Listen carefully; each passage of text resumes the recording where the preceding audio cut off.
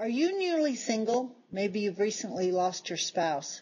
Well, my guest today is my good friend and mentor, Corinne Edwards, who's written a book, A Woman Without a Man. And I tell you, she's going to let you know everything you need to know about being single again. Welcome to the show, Corinne. Oh, thanks. I think the important thing about this book that people should know is that even though it starts at the funeral of my husband, it is not a book about grief. Because this poor man was so ill, there was not enough morphine in the world to keep him going.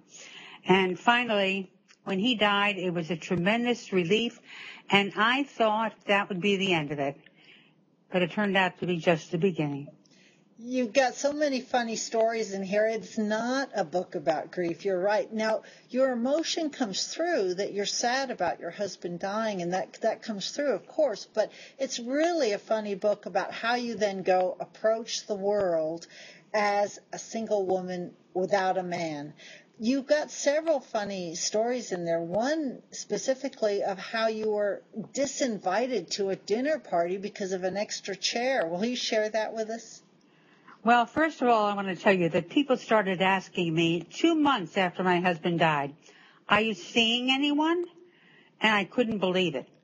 And all of a sudden, things started to change. You know, I used to be invited to everything. Now I was only invited to lunch with the girls. And I think the classic example you gave, this was one of my very closest friends. And she was having a dinner party, and her table seated 10. And she said, I can't invite you. I said, why? And she said, well, you know, I owe a couple, and if I invite you, then I'll have an extra chair, and I will have wasted a chair. I thought, oh, my God, this is what it's come to. I am now a person who wastes a chair. So there were quite a few adjustments that I had to make. But you did start dating again, and it did take you a little bit longer than 2 months, understandably. What advice would you give to somebody who is newly single, for whatever reason in today's world, about jumping back into the singles world? Well, you know, everything's changed. You know, it used to be if you had a date with somebody and, you know, after 2 days you would give them a goodnight kiss. And everything changed. Like all of a sudden, 2 dates and, well, when are we going to get together, you know? I even wrote a poem about it. I want to read you the poem because it says good. it all. Okay, good. It's called Middle-Aged Dating. And it says, wait a minute. I'm not up on the rules, and I need to know. The man buys 2 dinners, and after the third, I'm the dessert, right? Wait a minute. I like you, and I'm lonely with only Stofers and the 6 o'clock news. And some striking similarities have surfaced. We both play the market like Puerto Vallarta. But is that a good way to start a relationship? It's not even that I'm stingy about sharing my body. But can I view your bare belly and feel abandoned? Is there sex past SAG? I'm willing to pay for my own dinner. Wait a minute. I'm willing to pay for your dinner if you let me get used to the rules. I think I've told you that one of the things in the book is a cop stopped me because I had made an illegal left-hand turn. And then he also said to me, and by the way, your license plates are expired 4 months, and your city sticker is expired 4 months, and I'm going to have to give you 3 tickets, lady. And I said, you know, my husband died. Men do these things. He says, wait a minute, you're the one who's going to have to go to court. And then he looked at me while I was writing the tickets, and he said, lady, you got to get it together. And, you know, that was kind of a turning point for me. I started getting it together. And you write about that in the book, and it's kind of a funny story in the way that you write it, but we also get the impact about how you did sort of wake up and realize this is a turning point.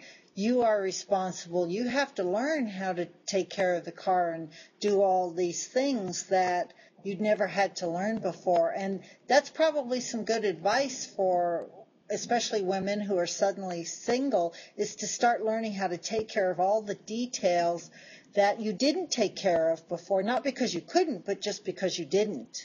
It's quite an adjustment. I think the other thing, I made a terrible mistake. In the beginning, I decided to go on a cruise all by myself, and I didn't realize there were so many widows on ships, and I'd been on 37 cruises. And every single one of us had the identical sequin dress. And all I could think of was the lady in Saks who said to me, "This dress would inflame any man's passion." Well, there were no men. So, I was so miserable, I couldn't wait to get home. So one of the advices I would say, don't embark on your own on a trip right away. All I could think of on that cruise is I can't wait to get home to my chair. Yeah, absolutely. I have a big chair. And it's comfortable. And the poem that you just read as one of the final lines was that you would buy dinner if you got used to the rules. Well, in fact, you did have to buy somebody dinner after they invited you to dinner because they were so incensed. Will you share that story? Well, I went out with this very nice man, but he was not for me. And I don't believe in wasting his time or my time. And when he called for another date, I said, I was busy. And he said, "I bought your dinner, And I said, "Yeah." He said, "I just don't go around buying dinners for people." I said, "How much was the dinner? I'll pay for it." He said, $24. I said, "I'm putting a check in the mail right now." So, so many things were different. It's just so hard to believe that would happen. Now, you give some good advice. Don't have people come to your house at the beginning. Meet them for coffee, not for dinner. Can you go through some of those things that you learned that are still applicable for people starting dating now? Well, I think anybody who's divorced or single, you should never have anybody pick you up at your house. Don't even tell them where you live, and make sure you make the calls back from the personal ads and block your number. And meet them in a public place, bring your own car, and get to know who this is, because 99% of the people are just nice guys who are looking for a date. I fell madly in love with a man that I was sure was my soulmate, and I was sure he was in love with me. He was absolutely perfect, and he turned me down. And one of the lessons I learned is when a man tells you he's crazy about you, but he's not ready for a relationship, believe him, because he's telling you the truth. But we women say, "Oh, that doesn't mean anything. I can change that. Wait till he finds out what great carrot cake I make, how fascinating I am, how brilliant I am. He's going to change his mind." But he didn't. So that was a very important lesson. If somebody tells you they're not ready for a relationship, run. I also would advise any women that any man who says he's separated, get lost.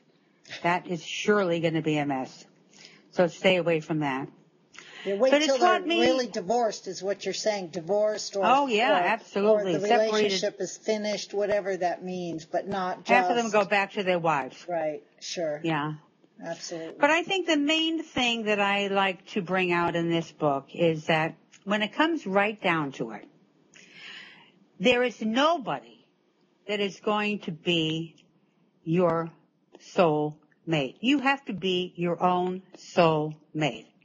You have to learn to love yourself and enjoy your own company before anyone else is going to enjoy your company. It's a fabulous read. I in fact read it twice because it's such a funny book. It's humorous. It's full of insight, full of good tips. Available underneath this interview at Amazon, at your website, personalgrowthwithCorinneEdwards.com. Thank you so much. The book is A Woman Without a Man, with a foreword by James Kavanaugh, and the book's by Corinne Edwards. Thank you so much for being a guest on the show today. Oh, I loved it. It was so much fun.